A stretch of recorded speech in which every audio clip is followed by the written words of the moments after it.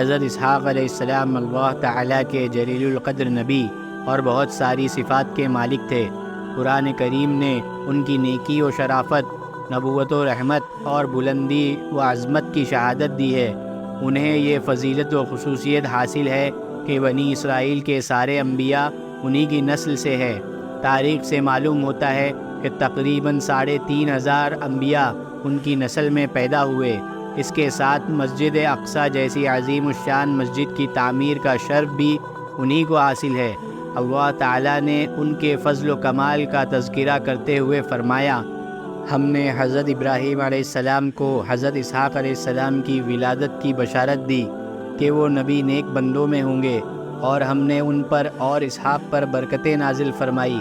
ان کی پیدائش سرزمین عراق میں ہوئی، مگر پوری زندگی ملک شام میں رہے اور 160 سال یا 180 سال کی عمر میں وفات پائی، اور اپنے والد محترم کے برابر میں مدینہ الخلیل میں دفن ہوئے۔